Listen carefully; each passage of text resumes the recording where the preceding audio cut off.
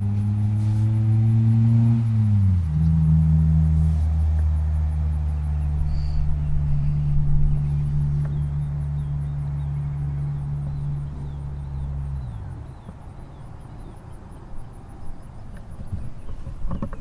afternoon.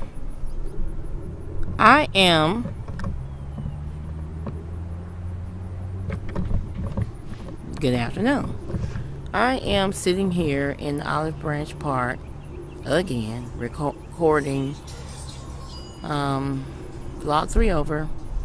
I know I said the next one was going to be from home. However, vlog 3 was messed up, so I had to do it again, and that's what I'm doing. Sitting here in the relaxing, this is one of my favorite, most peaceful things to do.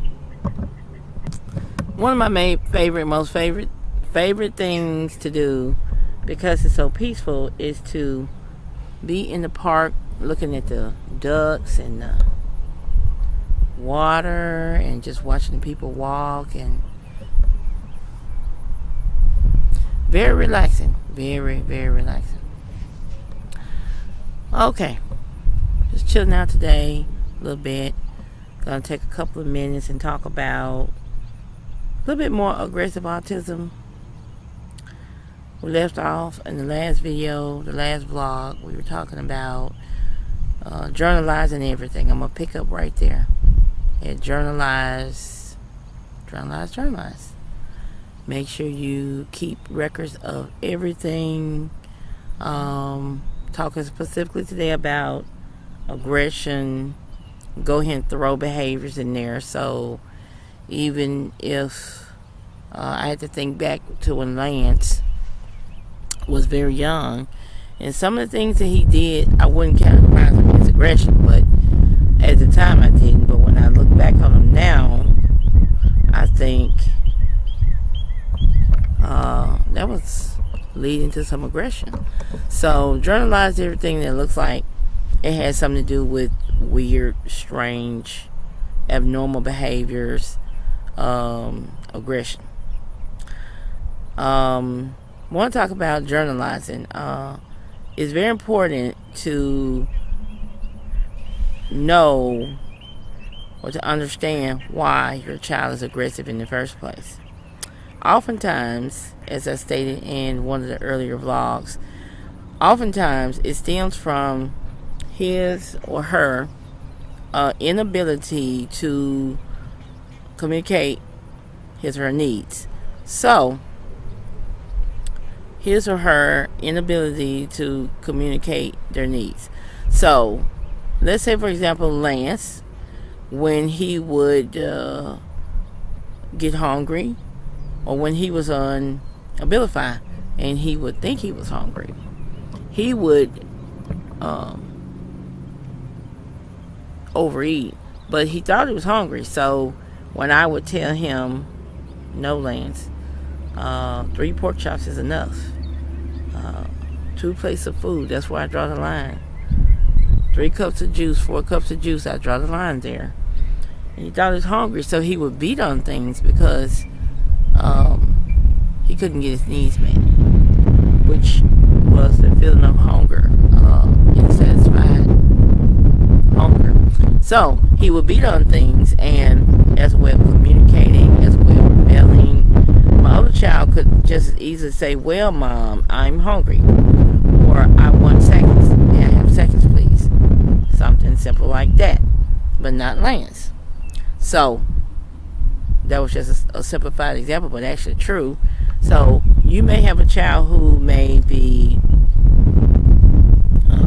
stemming to overcompensate for something that he's not getting in another area, or a child who's oh yeah, I remember when my son Lance was on Seroquel, Risperidol, he would hit himself in the head, just literally do this.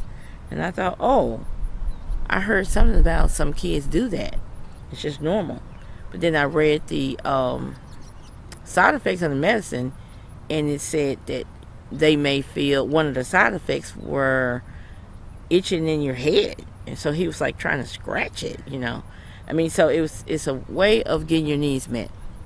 So just remember, when your child doesn't talk, when you have a nonverbal, aggressive child, a lot of the aggression is due to the fact that they're nonverbal. So you'll spend a lot of time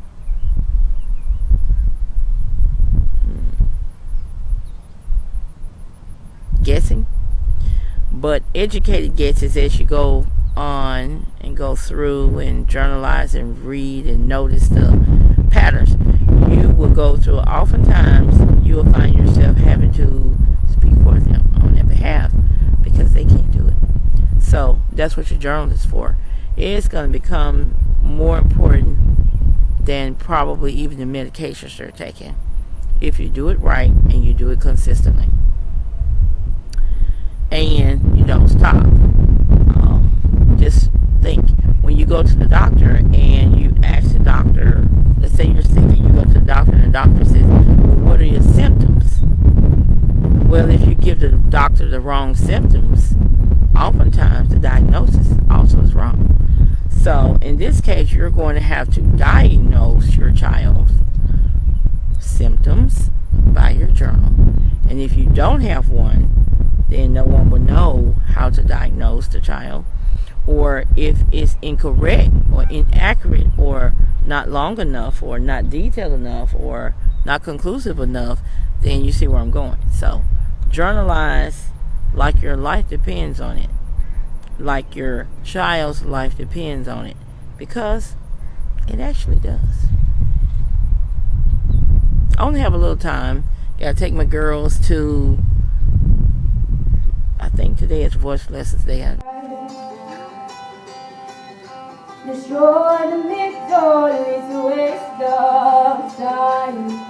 From the perfect start to the finish line. And if you're a little bit more on the aggressive side, I have a video that I took of my son when he was at the height of his aggression, and I've been wanting to show it. Had a little fear about it, but two things today made me realize that there's no more time to play and no time to be afraid. One was a conversation I had with Margaret Morales on my Facebook page about her daughter, who is aggressive autistic. She has other things as well that are going on with her, but she is an aggressive autistic 20-year-old young lady. And that was number one. Number two, the other thing that made me realize it was I saw a video about a young man. It's from 2012 actually. Head through the wall, and this is where he stood and kicked it.